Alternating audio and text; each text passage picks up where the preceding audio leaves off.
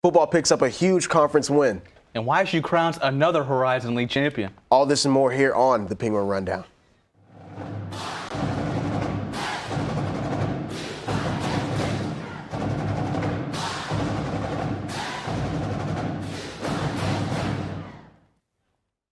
What's going on, Penguin Nation? I'm Lincoln Williams, now introducing our new host, Corey McCray. What's going on, man?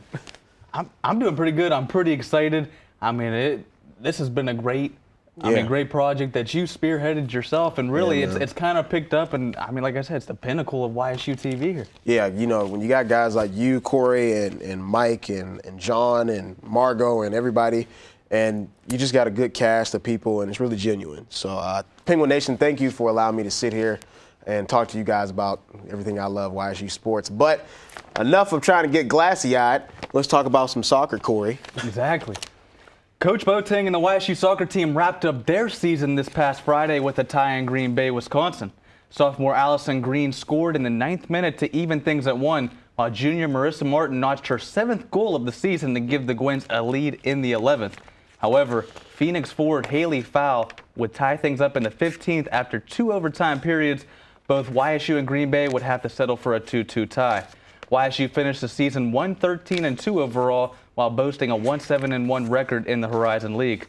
Monday, Horizon League officials announced that Marissa Martin was named to the 2016 All-Horizon League second team, and freshman Larson Mervin was selected to the All-Freshman team. Mervin appeared in 15 matches for YSU and picked up 2 assists, while Martin, a 2014 League All-Freshman team selection, led the team with 7 goals, which is the most goals scored in a single season for a YSU player since 2011. She is also tied for 6th in the Horizon League in goals scored and ranked 2nd in goals per game, as well as 4th in total points. Congratulations, Larson, Marissa, and the entire women's soccer team on a great season. Bumping over to volleyball, the volleyball team hosted both Wright State and Valparaiso this past weekend at the Beakley Center. Tough stretch for YSU as of late. The Gwens lost in straight sets to the Raiders on Friday and in 4 to the Crusaders on Saturday. Team leaders on the weekend were juniors Sam Brown and Lauren Blanco. Brown rallied for 28 kills while Blanco totaled 34 digs. You can catch Lauren, Sam, and the entire team in action tomorrow in Oakland beginning at 7. 1 point of a Horizon League title last season. The men's cross-country team aimed to make amends in 2016 and finally bring home that elusive Horizon League crown. Well, Saturday, head coach Brian Gorby and company did just that, capturing their first Horizon League title in program history. YSU finished nearly 20 points ahead of UIC and 5 runners in the top 14. Leading the way for YSU was junior Ryan Sullivan. The All-League honoree took 3rd with a time of 25 minutes and 14 seconds. Strong outing for the women as well. Huge day for Mackenzie Klim, who placed 3rd with an impressive time of 22 minutes and 38 seconds. Her efforts also named her first team All-Horizon League. Joining me now is one of the 5 runners who placed in the top 14 for the men, junior Alan Burns, who placed 11th Saturday. Alan, how are you doing today, sir? I'm doing great. How about yourself? Pretty good. And first question, when they handed you and your team that trophy, what was going through your mind? That was a great feeling. We definitely had a sore spot from last year when we lost by 1 point. So to be able to come back from that and then be able to get the crown after watching Oakland walk away with it last year is a huge accomplishment for our team. We were very thrilled about it. It's something we've been looking forward to since last year. So it was great to finally be able to do that. What was your team's focus heading into Saturday? Our team focus, we knew what we had to do. We had a game plan set. We ran this course. It was up in Kenosha, Wisconsin. We run that our freshman year. So we were back there. Most of the runners that were running have seen the course before. So that was a little bit of advantage to us. So we took that and we had our game plan that we wanted to get out hard and we wanted to put ourselves in position to win the race from the start. And that's what we did. Everyone got out hard. Through the mile mark, we were winning. Around 2-mile mark, UIC came back on us a little bit, but then around 5K, we were able to pull away from it and we never looked back from there. Absolutely. And individually, where does this moment rank for you as a Penguin? It's huge. We were able to win indoor and outdoor. So, being the first ones, being indoor and outdoor, that was a huge accomplishment. But for cross country, it was something I had my eyes on personally for a long time. I look at myself as a little bit more of a cross country runner. So to be able to grab that was huge. And as a program, we haven't done it in 20 years now. So it was a huge accomplishment for our team and myself. Now, how long, we see that you brought the trophy. How long did it take before you broke it?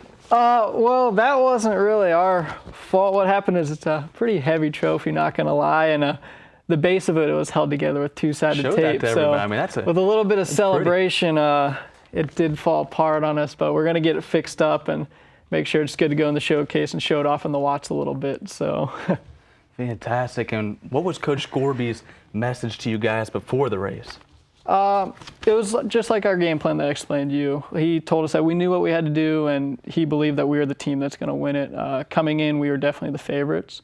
And he let us know. He said, go in with confidence, but don't be cocky about it. He said, you guys believe that you're able to do it. And he did. He made us believe in it. He set a game plan for us that we were able to follow through, and it worked to a T. So we got to thank him for that. And finally, Alan, what can we expect from this group next year? Hopefully a repeat. We got a lot of returnings. We're losing our one senior, Ethan Wilson, but our other 4 guys are going to be returning, and hopefully with a couple more recruits and a couple other guys on the team to step up, that we'll be bringing home another trophy next year for YSU. Fantastic. Thank you for joining us here in studio again, and congrats on your first Horizon League title. Man, that's a pretty trophy. Back to you, Link. Congratulations on the jewelry, guys. Let's talk about some swimming. The YSU swim and dive team had strong showing Friday night as they beat Niagara 171-109. The Gwins finished first in every event and won both the 1 and 3 meter dives. 7 swimmers won an individual event led by Johnny Zado, who touched first in 3 events, the 200 freestyle, the 100 freestyle, and the 200 IM. Beck Stafford won both the 1 and 3 meter dives. The swim and dive team are back in action this Saturday in the Beagley Natatorium against Duquesne. Women's bowling finished 12th at the FDU New Jersey Jamboree this past weekend. The Penguins finished with a 1-2 record in the final day, with their win coming over St. Francis. YSU had the 9th most pins in the field entering the 14 bracket play. YSU topped off the weekend with an average of 177.3 over 68 games. The Penguins will compete at the Track Cat Clash in Houston next weekend. That's a mouthful. The explosive special teams play and dominating defense led 13th ranked YSU football team past Indiana State this Saturday in the Ice Castle. Huge day for Martin Ruiz. The senior carried the ball 22 times for 151 yards. A key to that dominating defensive performance, Avery Moss. The senior had 5 tackles and 3 sacks, none more important than the 2 on Indiana State's final drive that sealed the 13-10 victory. No time to rest as the Penguins have arguably their toughest test of the season this Saturday as they travel to Fargo, North Dakota to take on the Bison. Now, the Bison are coming off of a huge 24-20 at UNI last weekend and currently sit at 7-1 on the season, with the lone loss coming from who they have in common with Youngstown State, South Dakota State. A lot at stake for both teams heading into this matchup as YSU, North Dakota State, and South Dakota State are all 3 tied for first place in the Missouri Valley Football Conference. With just 3 games left in the season, now North Dakota State leads the all-time series 6-4 with their most recent win coming last year in the heartbreaking 27-24 loss here in the Ice Castle for the Gwins. Earlier this week, we caught up with head coach Bo Pelini, gave us his thoughts on Saturday's matchup with the Bison. No, they're a good football team. They're well coached. They're sound. They play hard. They play the right way. And I'd say they're a good football team that, they don't beat themselves. You got to go in and you got to go earn it. And that's should be a good challenge. Yeah, they prey on you. You got to be very disciplined against them. You have to fit things right in the run game. You have to have your eyes in the right place in the passing game. They're gonna run. They're gonna play action. They're gonna, try and prey on you to be in the wrong places at times. And usually when you are, they take advantage of it. So you have to be, you have to understand who they are and you got to execute well. Kickoff set for 3:30 p.m. this Saturday in the Fargo Dome. You can watch the game on WBCB TV as well as ESPN3 and the Watch ESPN app and listen on iHeartRadio 570 WKBN. For live stats as well as updates on the game, check out YSUsports.com. And now it's time for our Penguin Play of the Week. Lincoln, this was a good one. This is a good one. And this time it was from the special teams. Let's take a look at it.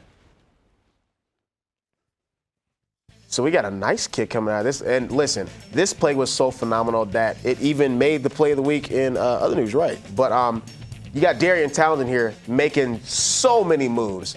And my favorite part of this entire highlight is watch the kicker. He says, I want no part of that. No part of that debacle. I mean, he had a police escort on the way to the end zone. I mean, He no really one was did. touching him there. And look, he's going to give us a little Heisman pose there. Little Heisman never hurt anybody. But the And- footwork to stay in bounds and to be able to get through the defense, and, you know, he's just an awesome, phenomenal player as well. Oh, he's been huge for the Penguins this season. And those efforts earned him All-Missouri Valley Special Teams Player of the Week. Congratulations, Darian. And Link, I mean, and really, I mean, you have to be happy about where this Penguin team is going. And from here on out, good luck to them and North Dakota State. I'm excited for North Dakota State.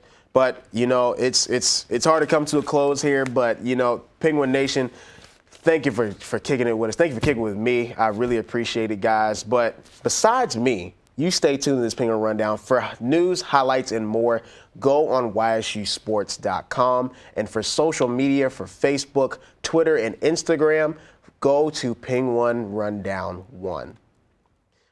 I'm Lincoln Williams. It's been a pleasure. And I'm Corey McCray. We'll see you next time, Penguin Nation.